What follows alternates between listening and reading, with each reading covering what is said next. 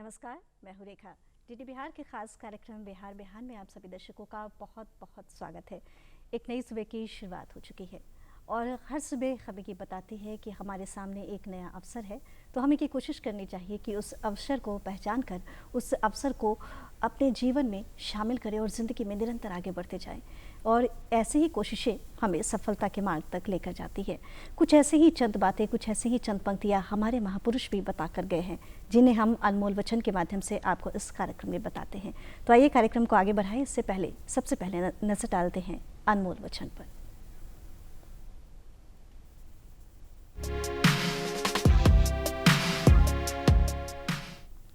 महात्मा गांधी ने कहा था, व्यक्ति अपने विचारों से निर्मित प्राणी है।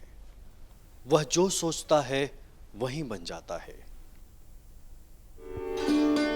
आज हमारे बीच ऐसे ही एक विशेष मेहमान हैं जिन्होंने दूसरों को एक मुख्य धारा में लाने की कोशिश की है। कई ऐसे मुद्दों पर उन्होंने काम किया है, बच्चियों के लिए काम किया है, उन्हें शिक्षा देने की कोशिश की है, जबरन विवाह जैसे मुद्दों पर उन्होंने काम किया है, बाल विवाह जैसे मुद्दों पर उन्होंने काम किया है और कई सम्मानों से सम्मानित हो चुकी हैं। आज की हमारी जो विशेष मेहमान है, स्वागत करिए। हमारे साथ है शिल्पी सिंह जी।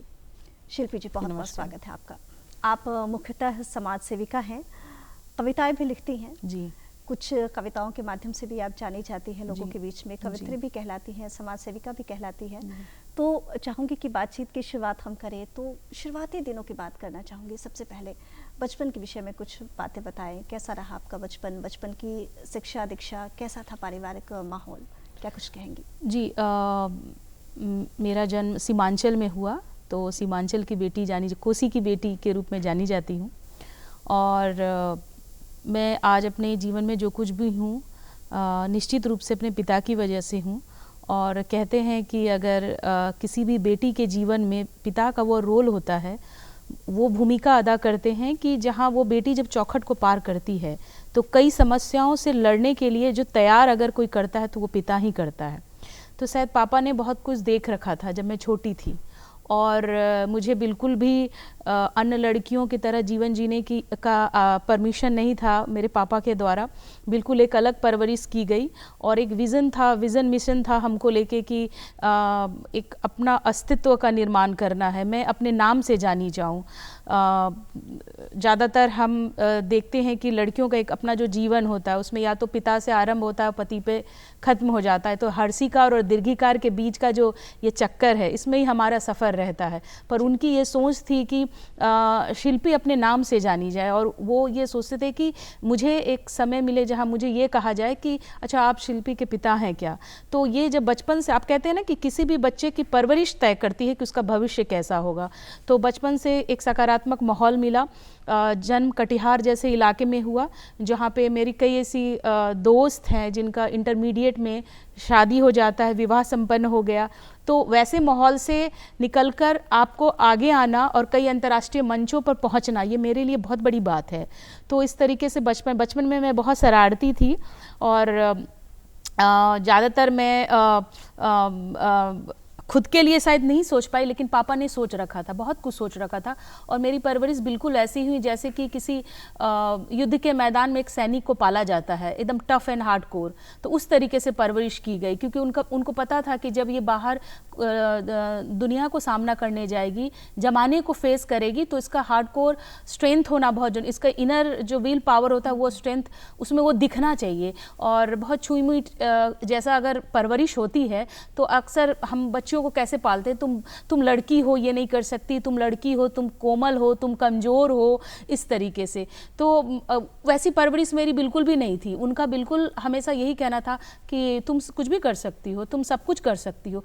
तो कुछ भी कर सकती हो और सब कुछ कर सकती हो, इन शब्दों के साथ परवरिश में भरी होना, तभी आज मैं अपने लिए एक बड़े सपने को देख सकती हूँ, अपने जैसे कई लड़कियों के अधिकारों के लिए लड़ सकती हूँ। ना सिर्फ मैंने अपने लिए बात है, जैसा कि आपने बताया कि हाँ, एक शुरुआती ही माहौल ऐसा था जहां आपके मन में ये बातें डाली गई कि तुम कुछ कर सकती हो, तुम बहुत कुछ कर सकती हो।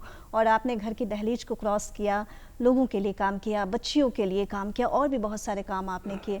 लेकिन इन तमाम चीज़ों के बीच में एक समाज सेविका के तौर पर लोगों के बीच में जाना है, समाज सेविका ही बनना है, इसके पीछे की क्या वजह रही, क्या कुछ बताना चाहेंगे? जिस संगठन से जुड़ी हुई हूँ, इसकी स्थापना मेरे पिता ने ही की थी। और मैंने बचपन से उनको देखा है। वो जब घर आते थे तो कभी ये सवाल नहीं पूछते थे मुझसे, ये नहीं पूछा जाता था कि आज मैंने घरेलू क्या कार्य किया है, आज मैंने खाना बनाना सीखा है कि नहीं। वो मुझसे सीधा सवाल पूछते थे कि आज मैंने ये प्रोजेक्ट दिए थे तुम्हें बनाने के लिए, तुमने बनाए या नहीं बनाए। तो मेरे पापा की जो बातचीत भी होती थी ना, वो बहुत ही प्रोफेशनल तरीके से होती थी काम काज को लेके। तो मेरे दिमाग में था कि मुझे इन चीज़ों को लेके आगे जाना है। तो मेरा रोल मॉडल, मेरे लाइफ का पहला रोल मॉडल, हाँ डेफिनेटली मेरा पहला प्यार भी मैं उसको बोलती हूँ, पापा ही रहे। मैंने उनको देखा कि किस तरीके से घर के दैनिक दिनचर्या से निकलकर वो समाज के लिए सोच रहे हैं, वो संगठन के लिए सोच रहे हैं। तो जो देखते हुए हम बड़े होते हैं, उस पहला रोल मॉडल हमारे माँ बाप ही होते हैं डेफिनेटली। तो वो रोल मॉडल के रूप में पापा रहे और उनकी ये तहे दिल से इच्छा भी थी।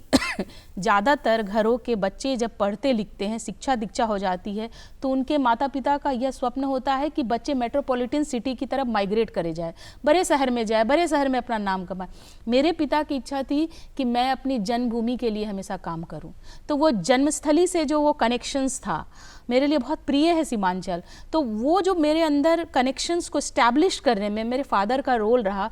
तभी 2013 में जब अचानक वो चले गए, तो मैंने इस संगठन को पूरी तरह संभाला। और मुझे याद है कि 3 साल की उम्र में मैंने पहला स्टेज शो दिया था, यही कालिदास रंगालय से आरंभ हुआ था। तो मैं एक कथक डांसर भी हूँ, ग्रेजुएशन किया है, ये भी उनका ही शौक था। हमारे परिवारों में लड़कियां नहीं स्टेज शो करती हैं, तो ये पहला विद्रोह था कि नहीं, ये मेरी बेटी सीखेगी और स्टेज शो करेगी। तो इस तरीके से जो ट्रेडिशनल टबूज़ है ना, उसको ब्रेक करने में मेरे साथ सबसे बड़े सैनिक तो मेरे घर के खुद मेरे पिता थे, पापा थे। ये बहुत बड़ी बात होती है शिल्पी जी, क्योंकि कई ऐसे परिवार है, कई ऐसे परिवार के लोग हैं जो ये सोचते हैं कि नहीं, बच्चियों को मुझे खाना बनाना सिखाना है या घर के ऐसे घरेलू काम सिखाने हैं। तो मुझे ऐसा लगता है कि ये महिलाओं का एक गुण ही है जो स्वतः उसके अंदर विराजमान होता है। वो समय के साथ वो जिम्मेदारी जब भी उन्हें मिलती है वो उसका निर्वहन करती हैं। लेकिन इससे परे उन्हें अलग कुछ बनाने की कोशिश कीजिए और ऐसी जो बातें हैं वो उनके मन में डालिए कि तुम बहुत कुछ कर सकती हो। समाज सेवा के क्षेत्र में काम करना है, ये आपने बताया। मैं चाहूँगी कि आप हमारे दर्शकों को ये बताएं, मुख्यतः जो आपने काम किया है उसमें बहुत सारी समस्याएं आती है, बहुत सारी जटिलताएं आती है। किस किस समस्याओं का सामना आपको करना पड़ा, किस तरह की जटिलताएं आपको देखने को मिले हैं, क्या कुछ कहेंगे आप? जी, निश्चित रूप से जब आप ग्राउंड जीरो पे काम करती हैं तो दैनिक समस्याएं तो अपनी जगह पे हैं, रोज़मर्रा की समस्याएं अपनी जगह पे है। खासकर किसी भी लड़की को उसके चौखट से बाहर निकालना, उसको शिक्षित बनाना, उसको सशक्त बनाना और उसको ये एहसास कराना कि तुम अपने अधिकारों के लिए भी बात कर सकती हो, तुम अपने अधिकारों के लिए भी लड़ सकती हो, इतना आसान नहीं है। आज भी ग्रामीण परिवेशों में प्राइमरी तक लड़कियों को पढ़ाते हैं और खुशी से पढ़ाते हैं, पर जैसे स्कूल या कॉलेज दूर हो जाता है, माँ बाप हिचकते हैं। उन्हें लगता है कि इतना दूर सफ़र करके कैसे जाएगी। कई सारे सरकारी स्कीम्स है, कई सारी योजनाएं हैं, पर लोगों में वो इच्छा ही नहीं, वो प्रबल इच्छा ही नहीं है उन योजनाओं का उपयोग करने के लिए, योजनाओं तक अपनी पहुंच बनाने के लिए। एक महिला संगठन को चलाना मुझे लगता है कि ये बहुत चुनौतीपूर्ण है। जब आप किसी से बात करने जाते हैं, खासकर उन सभी इलाकों में, तो उनको लगता है कि महिलाओं की बातों में वो तवज्जो नहीं है। वो लीडरशिप भूमिका में एक महिला कभी नहीं आ सकती है। कुछ बड़े पोस्ट पर या कुछ बड़े पदों पर अगर महिलाएं हैं तो उन्हें बातों को रखने नहीं आता है या उनकी बातों में वजन नहीं होता है। तो इस तरीके कई बार मेरी भी जब मुलाकात होती है तो जो आई कांटेक्ट होता है वो मेरे साथ जो पुरुष बैठे हुए थे उनके साथ होता है, क्योंकि वो उनसे सुनना चाहते हैं, वो हमसे सुनना नहीं चाहते हैं, क्योंकि उनको लगता है कि हम समस्याओं के बारे में सिर्फ बात कर सकते हैं, समाधान हमारे पास नहीं है। तो पहले तो सामने वाला व्यक्ति जो है वो आपके कॉन्फिडेंस को इतना तोड़ देता है कि तुम लड़की हो, तुम सिर्फ घर संभाल सकती हो, तुम घर के बाहर किसी भी नेतृत्व क्षमता में या नेतृत्व वाले रोल में नहीं आ सकती हो। पर कई महिलाएं हैं जो कर रही हैं, इन चीज़ों को ब्रेक कर रही हैं, वो घरों को भी देख रही हैं और घर के बाहर की भी दुनिया को संभाल रही हैं। तो ये दोनों को बैलेंस करना बहुत बहुत सबसे बड़ी चुनौतीपूर्ण भूमिका में तो हम तब आते हैं जब ये दो पिलर्स को हम मैनेज करते हैं, घर और बाहर। और कई रोल मॉडल्स बनाते हैं हम। खासकर जिस मुद्दे की बात करें तो उस मुद्दे में लड़कियों को भी यही सिखाया जाता है कि जितनी जल्दी विवाह हो जाएगा तो उतनी जल्दी पढ़ाई से मुक्ति मिलेगी और कई तरह के संघर्ष है जिसको तुम फेस नहीं कर पाओगी। तो ये सब चुनौती है। दूसरी चुनौती ये भी सबसे बड़ी बात है कि बाढ़ का वो इलाका है, तो हर साल जब बाढ़ आती है तो अपने साथ कई ऐसी समस्याओं को लेके आते हैं। उस दौरान जो खासकर लड़कियों या महिलाओं की जो रोज़मर्रा की जो अपनी समस्याएं हैं, जो रोज़मर्रा की अपनी ज़रूरतें हैं, उनसे वो जूझती हैं और उसमें हम जाके ये कहते हैं कि आप हमारे साथ आइए, हमारे साथ जुड़िए। तो बहुत मुश्किल है। आप किसी भी आप बैठक कर रही हैं तो उसमें पुरुषों को बुला के आप बैठक कर सकती हैं, लेकिन जब आप बैठक कर रही हैं और महिलाओं को कहती हैं कि आप 3 घंटे के लिए चलिए तो उनको भी लगता है कि चूल्हे पे खाना चढ़ा हुआ कौन जाएगा मीटिंग में। तो बैठक का मतलब होता है क्या कि पुरुष बैठे हुए हैं। बैठक का मतलब महिलाएं नहीं जानती हैं, बैठक में वो आना नहीं चाहती हैं। तो कई समस्याएं हैं। फिर हम अगर उनको कहने जाते हैं तो हमें कई बातें सुननी पड़ती हैं कि आप घर तोड़ने वाली बात कर रही हैं, आप समाज को बांटने वाली बात कर रही हैं। तो सबसे पहला तिरस्कार तो मैं झेलती हूँ, हमारे लोग झेलते हैं। पर जो एक लॉन्ग टर्म गोल है वो हमें दिख रहा होता है कि एक लड़की बदलेगी तो 100 को बदलेगी। तो ये लक्ष्य दिमाग में रहता है कि आप एक रोल मॉडल ही क्रिएट कीजिए, वो 100 को लेके आएगी।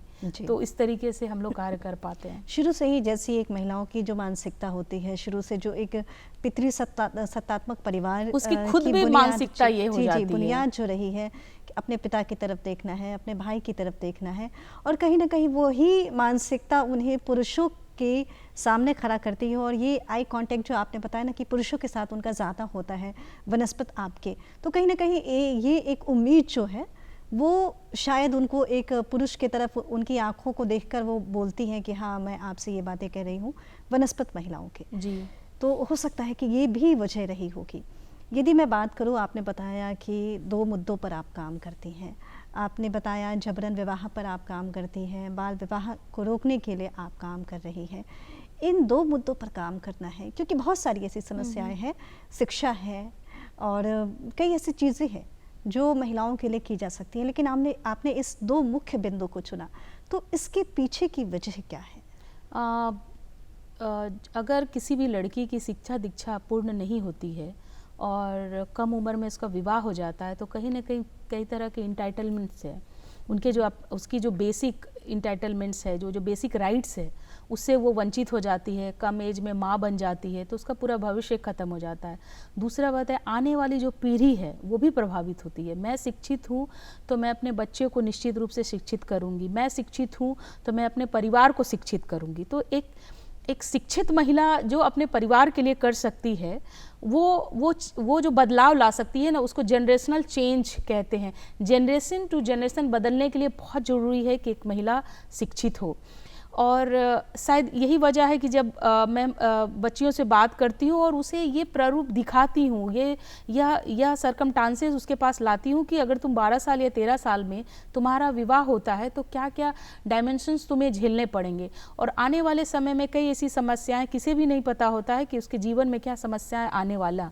तो अगर मैं समस्याएं से घिरती हूँ और मैं शिक्षित रहती हूँ तो कहीं ना कहीं उस विकट परिस्थिति में मैं अपने परिवार को संभाल सकती हूँ, मुझे आश्रित नहीं होना पड़ेगा किसी पर।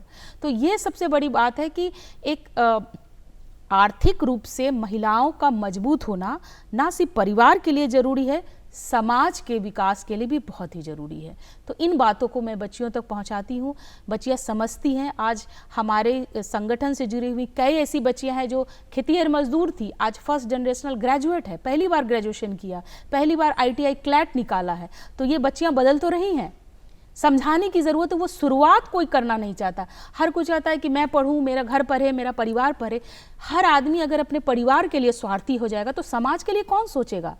एक अकेली शिल्पी नहीं सोच सकती, कई ऐसे शिल्पी की ज़रूरत है इस समाज को बदलने के लिए। और कई लोग हैं हमारे संगठन से, कई ऐसे लोग जुड़े भी हैं जो अपने दैनिक रोजी रोटी के लड़ाई के अलावा हमारे संगठन को वो समय दे रहे हैं, वो सोच दे रहे हैं। तो निश्चित रूप से कई अच्छे लोग हैं, जब जुड़ते हैं तभी एक संगठन चल पाता है।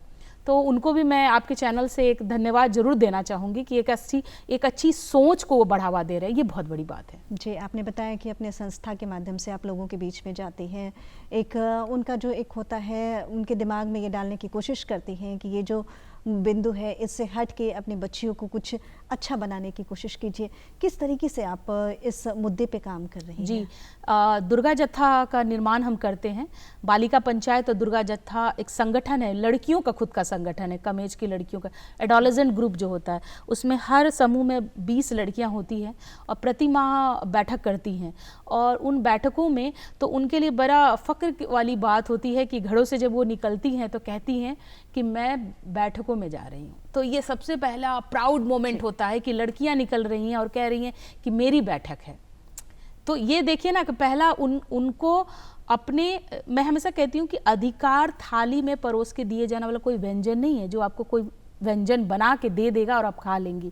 इसकी लड़ाई और इसकी अगुवाई दोनों आपको ही करनी पड़ेगी, समझदारी भी आपको ही लेनी पड़ेगी। तो ये दुर्गा जत्था है या बालिका पंचायत है, इसकी हर माह बैठक होती है, लड़कियां जुटती हैं, वो अपनी समस्याओं को एक साथ मिलके ना सिर्फ चर्चा करती है, उसमें सेक्सुअल एंड रिप्रोडक्टिव राइट्स है उस पर बात करती है, उसके बेसिक इंटाइटलमेंट्स क्या है उस पर बात करती है, सेल्फ डिफेंस पे बात होता है, पर्यावरण पे बात होता है, जेंडर इक्वालिटी पे बात होता है। तो पूरा एक जेंडर कैलेंडर बना हुआ है जनवरी टू दिसंबर का, उसमें हर महीने कुछ सरकारी योजनाओं पे बात होती है कि कौन से सरकारी योजना है जिससे हम लाभान्वित होंगे, स्कूल में जाना क्यों ज़रूरी है, कॉलेज जाना क्यों ज़रूरी है, या स्कूल से कौन सी ऐसी सुविधाएं मिल रही हैं।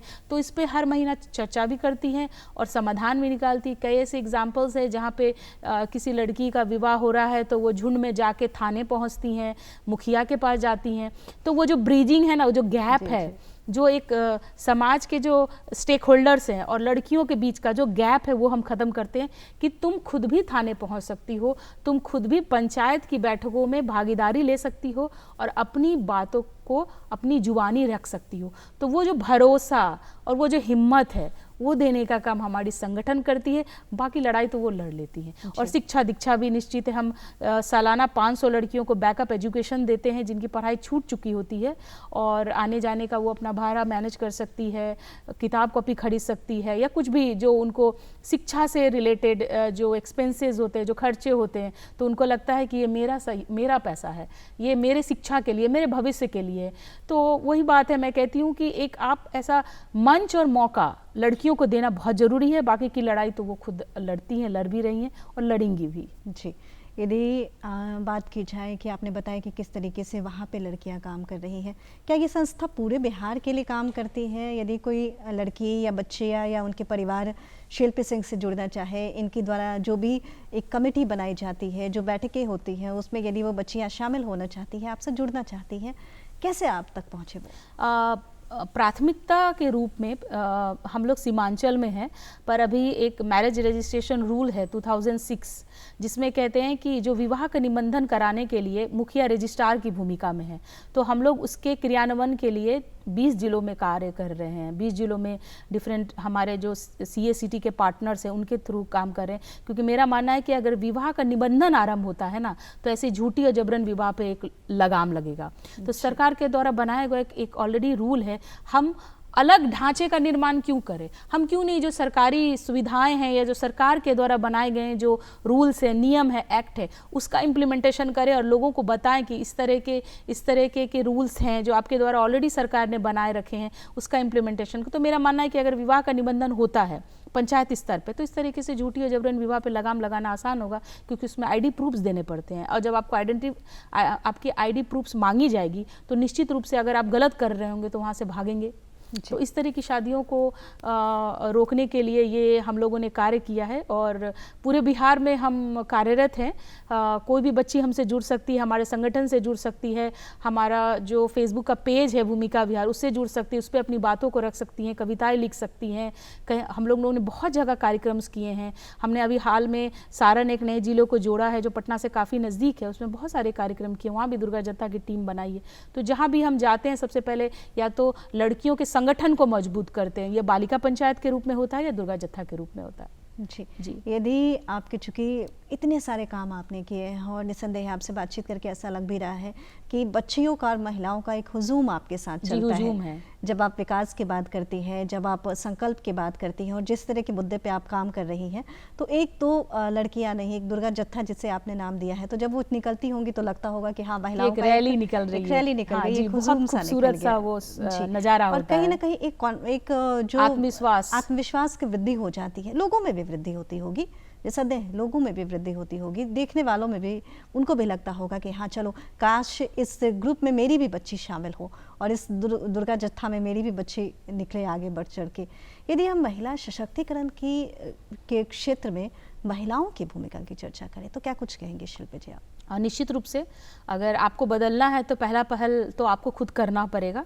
और कहते हैं कि बदलाव की पहली जो कड़ी और सीढ़ी होती है वो घर से ही आरंभ होती है। लेकिन ये भी बात है कि हर कोई बदलाव पड़ोसी के घर में चाहता है, अपने घर में नहीं चाहता है। बदलना तो वो बदलता हुआ देखना तो उसे पसंद है, पर बदलाव अपने घर से नहीं पसंद है। तो मैं ये कहूँगी कि महिलाओं की एक बहुत बड़ी भूमिका है, खासकर जो भी माताएं देख रही हैं उनसे मेरी गुजारिश है कि अपनी बेटी को कमज़ोर ना समझे, उसे शिक्षित करें और एक अच्छी सोच दे। अगर आप अपनी बेटी को शिक्षित करते हैं, एक अच्छी सोच देते हैं, तो वो सक्षम भी हो जाएगी, वो सशक्त भी होगी और सुरक्षित भी होगी। तो माताओं का एक बहुत बड़ा रोल रहता है कि अपनी बेटी को वो कमज़ोर बनाती है या सशक्त बनाती। एक माँ ही है जो जनक होती है, वो जननी होती है, जन्मने के लिए भी और उसके परवरिश के लिए भी। मेरी माँ बहुत स्ट्रांग है, तभी मैं यहाँ हूँ। ठीक उसी तरीके से अगर आप भी मजबूत होती हैं तो आपकी बेटी कम से कम कहीं भी किसी भी मंच पे कमज़ोर नहीं पड़ेगी, किसी भी परिस्थिति में कमज़ोर नहीं पड़ेगी। तो एक माँ का रोल बहुत अहम रहता है, घर की महिलाओं का भी रोल बहुत अहम रहता है। आप अपने से जुड़ी महिलाओं को वो तवज्जो दें ताकि कम से कम वो शिक्षित हो, एटलीस्ट उसकी पढ़ाई पूरी करने दें, उसको आर्थिक रूप से संपन्न होने दें। आप एक समय महसूस करेंगे कि जो भी आप देंगे अपनी बेटी को, वो बेटी आपको वापस देगी। महिला सशक्तिकरण के विषय में हमने बात की, महिलाओं की भूमिका के विषय में हमने बात की, लेकिन एक पक्ष है महिला सशक्तिकरण की दिशा में, वो हमेशा पीछे छूट जाता है। लेकिन महिलाओं को आगे बढ़ाने में उनकी बहुत बड़ी भूमिका होती है और वो है हमारा पुरुष वर्ग, वो है हमारा पुरुष समाज। तो महिला सशक्तिकरण की दिशा में यदि हम बात करें पुरुषों की, तो इस पर मैं चाहूँगी कि आपकी राय, ज़रूर आप अपनी राय दें। जी, मैं इस मुद्दे पे भी बात करने में काफ़ी मेरी दिलचस्पी रहती है, क्योंकि महिला सशक्तिकरण की अगर बात करते हैं या फेमिनिस्ट अप्रोच की बात करते हैं तो ये कतई भी पुरुषों के खिलाफ नहीं होना चाहिए। ज़्यादातर अगर हम देखते हैं कई मंचों में जब महिला सशक्तिकरण की बात होती है, महिलाओं की भागीदारी की बात होती है, आगे जाने की बात होती है, तो वो संपूर्ण चर्चा पुरुषों के खिलाफ क्यों चला जाता है। हम अगर बराबरी की बात करते हैं तो हमें बराबरी में पुरुषों से बराबरी करना है, हमें उनसे कंपटीशन नहीं है। वो हमारे प्रतिस्पर्धा के दौर में नहीं है, हम उनके बराबर में हैं। तो हम बराबरी के हक की बात करें तो मुझे लगता है कि जब हम इस तरीके से जब हम अंतर्राष्ट्रीय दिवस मना सकते हैं, महिला अंतर्राष्ट्रीय दिवस, पुरुष अंतर्राष्ट्रीय दिवस क्यों नहीं मना सकते हैं। हम महिलाओं को सम्मान दे सकते हैं, प्राइज़ दे सकते हैं, तो वैसे पुरुषों को भी प्राइज़ और सम्मानित क्यों नहीं करते, ऐसे मंच क्यों नहीं है। एक आप पुरुष को सम्मानित कीजिए तो देखिए 100 पुरुष इंस्पायर्ड होंगे। तो महिलाओं को तो हम आगे बढ़ाने के लिए इंस्पिरेशंस दे रहे हैं, पुरुषों को समाज में भागीदारी या समाज के उत्थान के लिए जो भागीदारी वो देते हैं उनके द्वारा।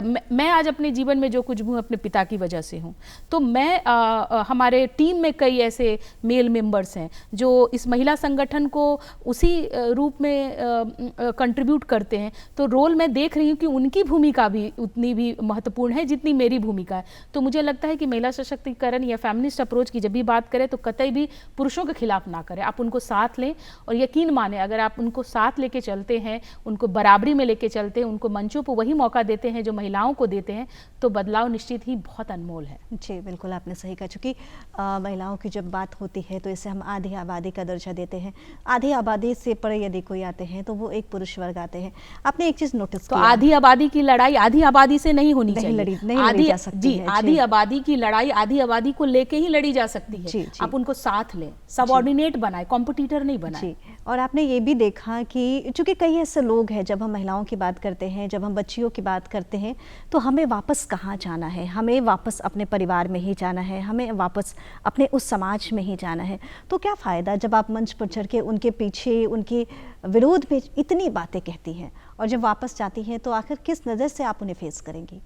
आपने देखा होगा कि महिलाओं के साथ होने वाली जितनी भी समस्याएं हैं, उनके दोषी या उनके कारक पुरुष को ही बना दिए जाते हैं, और ये मुझे बिल्कुल भी अच्छा नहीं लगता है ये सुन के, क्योंकि जब भी वैसी चर्चाओं को मैं बहुत बाइकआउट करती हूँ जो वो डिस्कशन अगेंस्ट मैन होते हैं। मेरा मानना है कि आप उनको साथ लें। अगर समाज में सही रूप से बदलाव की बात कर रहे हैं, पुरुषों को भागीदारी दें, उनके साथ लें, तो निश्चित रूप से समाज को विकसित करने में जितनी महिलाओं का हाथ है उतना पुरुष का भी हाथ है। संस्कारों की जनक अगर महिलाएं हैं तो उन संस्कारों को आगे ले जाने की जिम्मेदारी हम पुरुष को क्यों नहीं देंगे, हम उनको भी देंगे। जी बिल्कुल, बस कोशिश ये करनी चाहिए कि आपको यदि किसी ने सपोर्ट किया है, आपका साथ यदि किसी ने दिया है, तो उसके साथ को सराहें, बल्कि उसके साथ को एक दरकिनार करने की कोशिश नहीं कीजिए।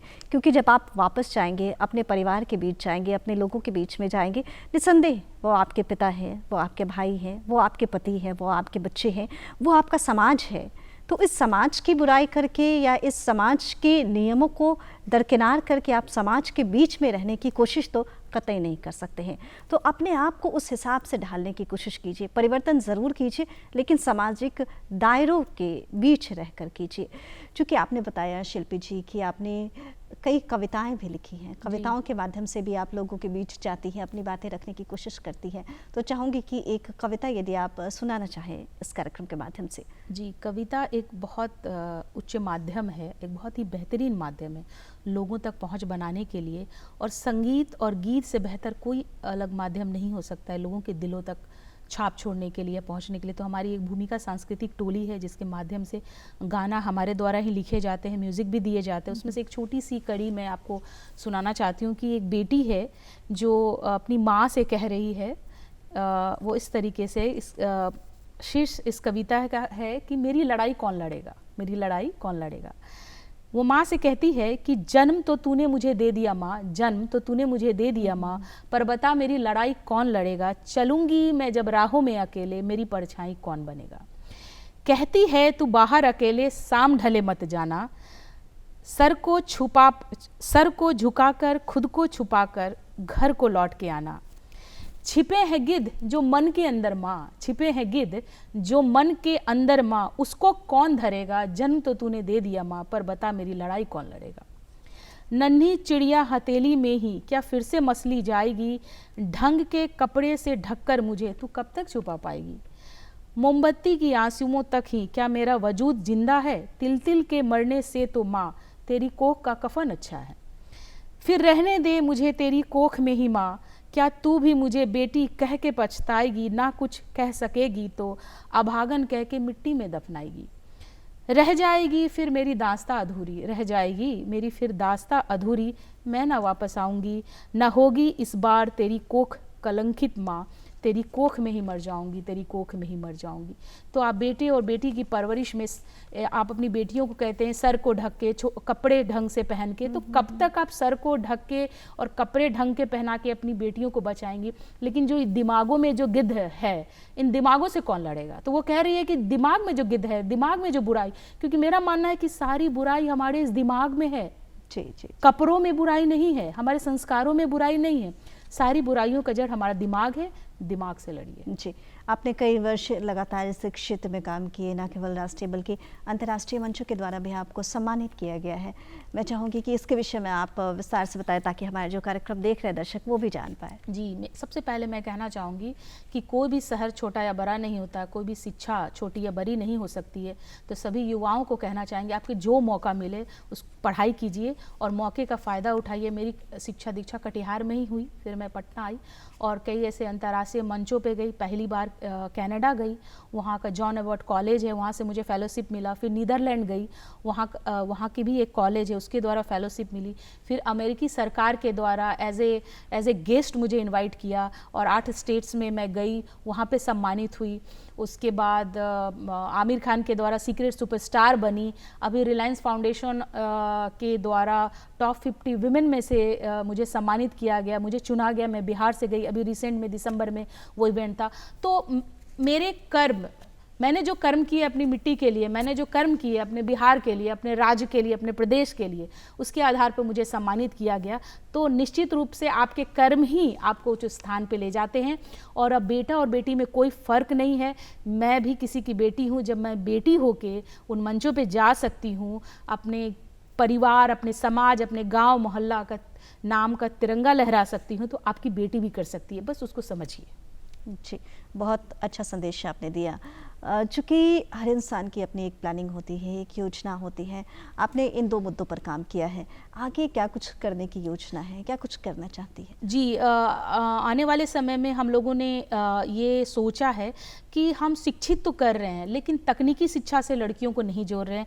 जो आज भी सुदूर ग्रामीण इलाके हैं, उसमें stem learning, science, technology, engineering और मैथ्स, तो जो मुसहर कम्युनिटी की बच्चियां हैं या जो आदिवासी कम्युनिटी की बच्चियां हैं या जो सुदूर ग्रामीण इलाके के बच्चे हैं, उनको स्टेम लर्निंग से जोड़ना बहुत ज़रूरी है। क्योंकि तकनीकी शिक्षा, अभी सारी दुनिया तकनीकी पे निर्भर है और हम तकनीकी शिक्षा अगर हम उन्हें देते हैं तो मुझे लगता है निश्चित रूप से एक बहुत बड़ा मुख्य धारा से जोड़ने का काम करते हैं। जी, बहुत अच्छी बात आपने कही शिल्पी जी। इस कार्यक्रम में आप आई और हमारे दर्शकों से इतनी महत्वपूर्ण चर्चाएँ आपने की।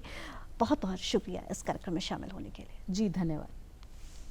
तो दोस्तों, आप देख रहे थे ये विशेष बातचीत जो हम कर रहे थे समाज सेविका शिल्पी सिंह जी से। कैसी लगी आपको हमारी ये बातचीत? इस कार्यक्रम के विषय में आप अपने राय, अपनी प्रतिक्रिया हमें लिख भेजिए। नोट कर लीजिए हमारा पता है निदेशक डीडी बिहार, दूरदर्शन केंद्र Patna, Fraser road Patna 800001। Email address है director@ddkpatna@gmail.com।